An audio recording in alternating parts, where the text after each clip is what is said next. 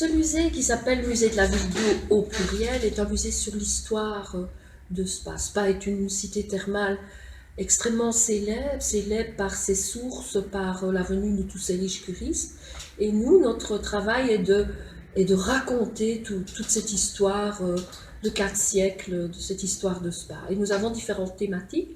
Nous avons l'artisanat de bois de Spa, que nous appelons les Jolités, et qui retrace 4 siècles de cette cité thermale. Nous avons chaque année une exposition temporaire différente. Et puis dans les anciennes écuries, le musée Spadois du Cheval. Il faut aussi que j'ajoute que ce musée est l'ancienne résidence de la reine Marie-Henriette, qui est la 2e reine de Belgique. J'allais l'oublier, moi. J'ai été engagée pour faire de l'administratif, et puis comme nous sommes peu de personnes, je travaille seulement avec la conservatrice du musée, j'ai été amenée à progresser, à grandir dans ce musée. Maintenant, je m'occupe toujours de l'administratif, mais aussi et surtout des animations scolaires et de la publicité. En fait, moi, malheureusement, je n'ai fait que mes humanités, mais j'ai eu la chance d'être engagée ici et d'évoluer, d'apprendre vraiment plein de choses. Au départ, je faisais de l'administratif, je le fais toujours parce que c'est important, mais je m'occupe aussi beaucoup des animations scolaires. Il y a pas mal de projets pour accueillir les enfants. Et je m'occupe aussi de la publicité, puis tout ce qui est... enfin, plein de choses, quoi. Vraiment, il y a beaucoup de boulot, parce qu'en fait, nous ne sommes que deux. Madame Schilz, qui est la conservatrice du musée, qui elle est historienne d'art, et qui s'occupe plus évidemment de tout ce qui est fonds historiques, mise sur pied des expositions, accueil des chercheurs, etc. Enfin, nous deux, on a vraiment beaucoup de boulot. Et comme je vous le disais tout à l'heure, un musée, c'est comme un iceberg. Il y a ce qui est apparent, ce que le visiteur peut voir, et puis il y a tout le côté qui se trouve caché et toutes les missions qui sont dévolues au musée en règle générale. Plusieurs formations, bien sûr maintenant, et c'est très chouette, dans tous les métiers, on oblige, enfin, entre guillemets, les gens à se former, et j'ai suivi de fait quelques formations en informatique, au niveau scolaire, souvent, c'est souvent celle que je suis. Je suis aussi des cours d'histoire de l'art à l'Académie de Spa pour enrichir mon cerveau, bien entendu.